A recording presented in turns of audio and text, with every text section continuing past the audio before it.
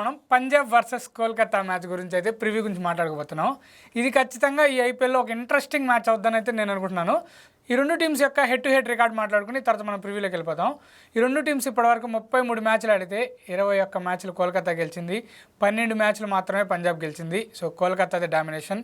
కానీ ఇప్పుడు టీం పరంగా చూస్తే మటుకు పంజాబ్ అయితే ఖచ్చితంగా టీం పరంగా బ్యాలెన్స్గా కనిపిస్తూ ఉంది. కానీ ఇక్కడ పంజాబ్ ఓడిపోయి వస్తుంది ఎస్ఆర్హెచ్తో, కేకేఆర్ చెన్నైతో గెలిచి వస్తుంది. కాబట్టి మొమెంటం మటుకు కేకేఆర్ వైపే ఉంది. కానీ హోమ్ గ్రౌండ్ మటుకు చండీగఢ్లో మ్యాచ్ జరుగుతుంది, పంజాబ్ హోమ్ గ్రౌండ్. చూద్దాం, ఈ మ్యాచ్ ఖచ్చితంగా one of the interesting match అవుతుంది. ఓడిపోయిన వాళ్ళకైతే ఖచ్చితంగా ప్లే ఆఫ్ అవకాశాలు అయితే కష్టం అవుతాయి, గెలిచిన వాళ్ళకైతే మటుకు బూస్ట్ అవుతాయి. సో ఇక మనం పిచ్ రిపోర్ట్కి వెళ్ళిపోతే పిచ్ అయితే కొంచెం స్లోగానే ఉంటుంది. ప్లేయింగ్ లెవెన్లో మార్పులు కూడా పెద్దగా ఉండవు.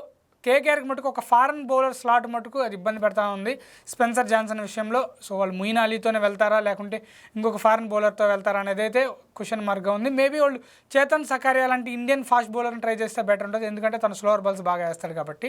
ఇటుపక్క పంజాబ్ ప్లేయింగ్ లెవెన్కి వెళ్ళిపోతే ఎటువంటి మార్పులు ఉండవు. మ్యాక్స్వెల్ బ్యాటింగ్ దృష్ట్యా వాళ్ళకైతే ఇబ్బంది పడుతున్న ఫాము, బౌలింగ్తో స్పిన్ బౌలింగ్తో అయితే మ్యాక్స్వెల్ అయితే అది కాంట్రిబ్యూషన్ చేస్తున్నాడు కాబట్టి మార్పులు ఉండవు. బట్ యష్ ఠాకూర్ నేను ఇంపాక్ట్ ప్లేయర్కి వచ్చి డిసప్పాయింట్ చేశాడు కాబట్టి ఆ ప్లేస్లో విజయ్ కుమార్ వేషాక్ అయితే వస్తాడు. ఇదైతే obvious change.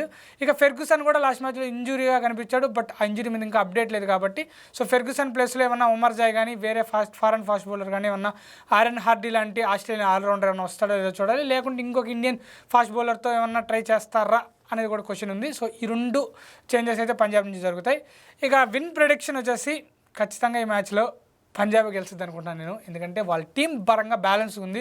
Last time Abhishek శర్మకి లైఫ్లు రావడం ఇవన్నీ జరగడం, వాళ్ళకి రిథం దెబ్బతినడం పంజాబ్ బౌలర్ల వల్లే మన ఎస్ఆర్హెచ్ డామినేట్ చేసి ఆడడం వల్లే పంజాబ్ ఓడిపోయింది. కానీ పంజాబ్ అయితే అంత తక్కువ టీం అయితే కాదని నేను అనుకుంటున్నా. ఖచ్చితంగా టాస్ గెలిచిన టీం అయితే చేసింగ్ చేయడానికి ప్రిఫర్ చేస్తాయి, ఎందుకంటే 180, 190 కొట్టినా కూడా ఈ గ్రౌండ్లో ఈజీగా చేసి చేయొచ్చు. కానీ పిచ్ మ్యాచ్ జరిగే కొద్దీ స్లో అవుతుంది అయితే మనం చూస్తున్నాం.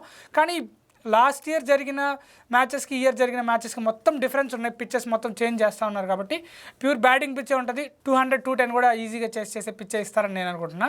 ఇక టీమ్ పాజిటివ్స్ నెగిటివ్స్కి వచ్చేస్తే కేకేఆర్ బ్యాటింగ్ లైనప్ అయితే చాలా భయంకరంగా ఉంది. కానీ వాళ్ళకి ఆ బౌలింగ్ ఫాస్ట్ బౌలర్ స్లాటే కొంచెం వాళ్ళకైతే ఇబ్బంది పెడతా ఉంది. హర్షిత్ రాణా, వైభవ్ అరోరా బాగా వేస్తే ఓకే, కానీ ఎందుకంటే వాళ్ళకి ఫాస్ట్ బౌలర్ ఆల్రౌండర్ ఏది ఉందో ఆ కేటగిరీ అయితే వాళ్ళకి ఇబ్బంది పెడతాను ఉంది. అదే కేకేఆర్ నెగిటివ్. పాజిటివ్ వచ్చేసి బ్యాటింగ్ డెప్త్ చాలా బాగుంది. ఇక పంజాబ్కి అయితే నెగిటివ్స్ ఏం లేవు, మ్యాక్స్వెల్ ఫామ్ ఒక్కటే కొంచెం వాళ్ళని ఇబ్బంది పెడతా ఉంది, ఫెర్గుసన్ ఇంజురీ.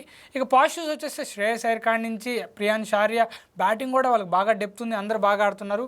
వాళ్ళకి ఎటువంటి మైనస్ లేవు. బట్ లాస్ట్ టైం వాళ్ళకి కొంచెం మొమెంటం కలిసి రాలేదు, ఆ నో బాల్ పడడం, యష్ ఠాకూర్ బౌలింగ్లో అభిషేక్ శర్మ ఆడడం వల్ల అది జరిగింది. కానీ పంజాబ్ టీంలో ఎటువంటి నెగిటివ్స్ కూడా లేవు. సో ఈ ఖచ్చితంగా ఈ మ్యాచ్ అయితే ఫేవరెట్ పంజాబే, మ్యాచ్ కూడా పంజాబే కలిసిందని నేను అనుకుంటున్నాను. సో మీరేమనుకుంటున్నారో కామెంట్ చేయండి, అలాగే వీడియో లైక్ చేయండి, షేర్ చేయండి. ఉంటాను, బై, థ్యాంక్స్.